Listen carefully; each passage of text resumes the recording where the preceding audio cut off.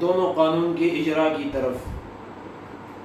تو ماضی کے پہلا جو صیغہ ہے، تمام بابوں کے نام اور علامات کے لیے ایک مستقل ویڈیو بنائی گئی تھی، اگر آپ وہ نہیں دیکھ چکے ہیں تو پہلے وہ دیکھ لیں، ذرا پھر آپ کے لیے آسانی ہوگی۔ یہ کچھ صیغے میں نے ماضی معلوم کے لکھے ہیں، باقی تو 22 باب ہیں اور تمام صیغے ایک ویڈیو میں ریکارڈ کر چکا ہوں۔ تو اس سے ہم ذرا پریکٹس کرتے ہیں۔ آپ قلم اور کاغذ سامنے رکھ لیں، آپ بھی یہ دیکھ کر اس کے بعد پھر پریکٹس کر لیں، اور ماضی کے تمام صیغے جو 22 باب ہیں ہر ایک کا پہلا صیغہ لکھ لیں اور اس سے پھر اسی انداز سے بنائیں۔ اب ماضی مجہول والے قانون میں ہم نے یہ پڑھا تھا کہ حروف متحرکہ کو ضمہ اور ما قبل آخر کو کسرہ کی حرکت دینا واجب ہے۔ اب یہ جو ماضی کا پہلا صیغہ ہے، اس میں آپ پہلے بات یہ ذہن میں رکھ لیں کہ یہ جو آخری لفظ ہے اس کو اپنی جگہ پہ برقرار رکھنا ہے اور اپنے حال پہ برقرار رکھنا ہے، اس کو بالکل نہیں چھیڑنا، کیونکہ اس کے ساتھ صرفیوں کا کوئی کام نہیں ہے، یہ نحویوں کا کام ہے، وہ جانے اور ان کا کام جانے۔ اس کے بعد ہمارا کام شروع ہوگا۔ اس سے جو پہلا والا حرف ہے وہ ہے را، یہاں پر، تو اس را کو ہم کسرہ کی حرکت دے دیں گے۔ ایک کام ہمارا ہو گیا۔ دوسرا کام ہے حروف متحرکہ کو ضمہ۔ اب دیکھیں باقی ہمارے پاس ایک حرف بچتا ہے اور وہ متحرک ہے، تو اس حرف کو یہاں پر لائیں گے اور اس کے اوپر پیش لگائیں گے، تو بن جائے گا ضربہ۔ ضربہ ماضی مجہول بن گیا۔ اس طرح دوسری صیغے کی طرف آئے تو آخری حرف کو بالکل نہیں چھیڑنا۔ آخری حرف سے جو پہلے والا حرف ہے وہ ہے را، تو اس کے نیچے ہم زیر لگائیں گے ماضی مجہول کے لیے، اور اس کے علاوہ ہمارے پاس دو حروف بچتے ہیں، حمزہ اور کاف۔ ان میں ایک حرف متحرک ہے حمزہ اور کاف ساکن ہے، تو ساکن کو تو ہم نے چھیڑنا ہی نہیں، اس کو اپنے حالت پر چھوڑ دینا ہے، اور جو متحرک حرف ہے اس کو ہم نے ضمہ کی حرکت دینی ہے۔ تو دیکھیں حمزہ کو ہم ضمہ کی حرکت دے دیں گے اور کاف کو اسی طرح ساکن چھوڑ دیں گے، اکرم سے اکرم۔ اسی طرح آتے ہیں تقبل کی طرف۔ تقبل، تو آخری حرف کو تو بالکل نہیں چھیڑنا۔ آخری حرف سے پہلے والا با ہے، تو با کو ہم نے کسرہ کی حرکت دینی ہے، جو شد وغیرہ آئے گا وہ تو اپنی جگہ پر آئے گا، کسرہ کی حرکت دے دی۔ اس کے بعد ہمارے پاس دو حروف بچتے ہیں، تا اور قاف، دونوں متحرک ہیں، تو متحرک حرف کو ہم نے ضمہ کی حرکت دینی ہے، چاہے ایک ہو، دو ہو، تین ہو، چار ہو، پانچ ہو، جتنے بھی ہو، تو اس دونوں حروف کو ہم ضمہ کی حرکت دے دیں گے، تو بن جائے گا تقبل۔ آسان ہے، میرے خیال ہے بات سمجھ آئی ہوگی۔ اب آتے ہیں اکتسبہ کی طرف، تو آخری حرف کو تو ہم نے چھیڑنا ہی نہیں ہے۔ آخر سے جو ماقبل والا حرف ہے سین، اس کو ہم نے کسرہ کی حرکت دینی ہے۔ اب ہمارے پاس تین حروف بچتے ہیں، تین حروف، دو حروف متحرک ہیں حمزہ اور تا، اور ایک کاف ساکن ہے، تو ساکن کو اپنی جگہ پہ چھوڑ دینا ہے، متحرک حروف کو ہم نے ضمہ کی حرکت دینی ہے۔ دیکھو تو یہ بن جائے گا اکتسبہ، حمزہ کو بھی ضمہ آ گیا، تا کو بھی ضمہ آ گیا، اور کاف ساکن ہے تو اپنی جگہ پہ آ گیا، ہمارا ماضی مجہول ریڈی۔ اب آتے استخرجہ کی طرف۔ آخری حرف کو ہم نے نہیں چھیڑنا، را کو ہم نے کسرہ کی حرکت دینی ہے۔ اس کے علاوہ ہمارے پاس چار حروف بچتے ہیں، حمزہ، سین، تا، خا، دو ساکن ہیں، دو متحرک۔ ساکن کو ہو بہو لے آئے، ان کو نہ چھیڑیں، اور متحرک حرف کو ضمہ کی حرکت دے دیں، تو یہ بن جائے گا حمزہ متحرک ہے اور سین ساکن ہے، تا متحرک ہے تو اس کے اوپر پیش آ جائے گا، اور خا ساکن ہے تو اس کو ساکن رہنے دے، استخرج سے استخرج۔ اسی انداز سے 22 کے 22 فعل ماضی کے پہلے صیغے لکھ لیں، قلم کاغذ سامنے رکھ کر کوشش کر لیں، ٹرائی کر لیں، اور ماضی معلوم سے ماضی مجہول بنائیں، اسی فارمولے کو استعمال کر کے انشاءاللہ آپ کو سمجھ آ جائے گی۔ اب آتے ہیں ماضی چار حرفی والے قانون کی طرف۔ ماضی چار حرفی والا قانون جو ہے وہ مضارع معلوم کے لیے ہے، اور مضارع معلوم کے چار صیغے یضرب، تضرب، اضرب، نضرب، واحد مذکر غائب، واحد مذکر مخاطب، واحد متکلم اور جمع متکلم، یہ فعل ماضی کے پہلے صیغے سے بنتے ہیں۔ کیسے بنیں گے؟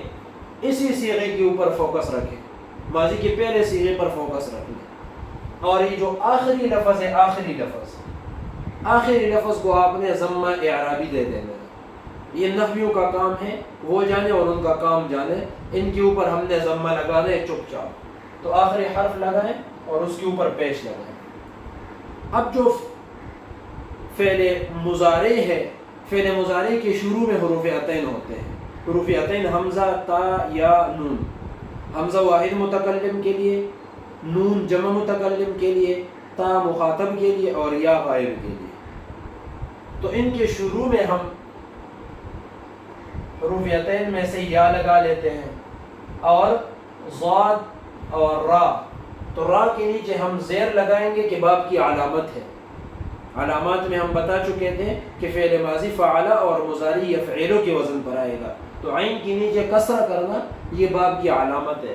اب رہ گیا ضاد، تو ضاد کے اوپر کیا حرکت لگائیں؟ پہلے سے تو زبر ہے، اگر ادھر بھی زبر لگاتے ہیں تو پھر لگاتار 4 حرکات آتے ہیں، اور ضربنا کا جو دوسرا قانون ہم نے پڑھا تھا اس میں ایک یہ بھی تھا کہ 4 حرکات کا پے در پہ آنا منع ہے، لہٰذا ایک ضاد ہمارے پاس بچتا ہے، اس کو ہم ساکن کر لیں گے تو یضرب ہو جائے گا۔ اسی طرح ہم آتے ہیں اکرم کی طرف، تو آخری حرف کو تو ہم نے چپ چاپ ضمہ کی حرکت دے دینا ہے، ضمہ اعرابی نحویوں کا کام ہے۔ اس کے علاوہ اب آتے ہیں باقی حروف کی طرف، تو شروع میں ہم نے حروف عطین میں سے ایک حرف لگانا ہے، اور یہ جو مضارع کا قانون ہم نے پڑھ لیا ابھی، ماضی چار حرفی والا قانون، کہ اگر فعل ماضی کے پہلے صیغے میں 4 حروف ہو تو حروف عطین پر ضمہ کی حرکت لگے گی، ضمہ کی حرکت۔ اب ہم نے ضمہ کی حرکت لگایا تو بن جائے گا یؤکرم، را کو ہم کسرہ کی حرکت دیں گے، وہ تائے زائدہ متحرکہ والا قانون آگے آ رہا ہے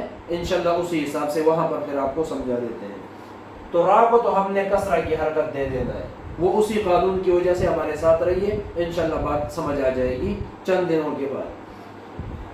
اب ہمارے پاس بچتے ہیں حمزہ اور کاف، تو کاف کو تو ہم ساکن کر لیں گے، اسی کو وہاں سے اٹھا کر ڈائریکٹ لگا دیں گے۔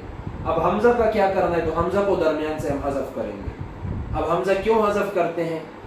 یہ تخفیف کے لیے حذف ہوتا ہے، اس کا جو واحد متکلم والا صیغہ ہے اس میں پھر 2 حمزے بنتے ہیں، او اکرم، تو جب 2 حمزے جمع ہوتے ہیں تو تخفیف کے لیے کسی ایک حمزے کو حذف کرنا واجب ہوتا ہے، تو ایک حمزے کو ہم حذف کریں گے۔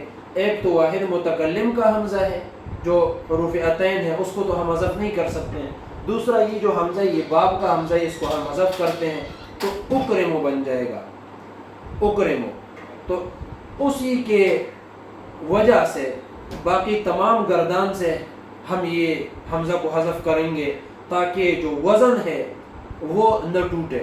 اب اگر وہاں پر حمزہ حذف اور باقی صیغوں میں حذف نہیں تو پھر بنے گا یؤکرم، یؤکرمان، یؤکرمون، تؤکرم، تؤکرمان، یؤکرمنا، تؤکرم، تؤکرمان، تؤکرمون، تؤکرمین، تؤکرمان، تؤکرمن، اکرم، نؤکرم۔ اب وزن ٹوٹتا ہے، اسی وزن کو بچانے کے لیے باقی تمام صیغوں میں طردن للباب اس حمزے کو ہم حذف کر دیں گے، تو بن جائے گا یکرم، یکرم۔ اسی طرح اسی پر ٹرائی کر لے تو آخری حرف کو تو پیش کی حرکت دے دیں گے، اور اس کے علاوہ تقبہ رہ جائے گا، تقبہ، تو شروع میں ہم نے حروف عطین میں سے یا لگانی ہے، اور یا کے اوپر ہم زبر لگائیں یا پیش لگائیں، یہ 2 حرکات ہیں۔ تو اس ماضی کے پہلے صیغے کو دیکھیں کہ یہاں پر 4 حروف ہیں یا اس سے کم زیادہ ہے، تو یہاں پر ہمارے پاس تا، قاف مشدد 2 حروف میں شمار ہوتا ہے، اور 4 اور یہ لام 5 حروف، ہمارے پاس 4 سے زیادہ حروف ہے، اس لیے ہم یہاں پر یا کے اوپر زبر کی حرکت لگائیں گے، زبر، اور جب زبر لگا دیا باقی حروف کو ہو بہو لے آئیں گے، باقی حروف کو ہو بہو لے آئیں گے تو بن جائے گا یتقبلو، یتقبلو، ہمارا مضارع تیار ہے۔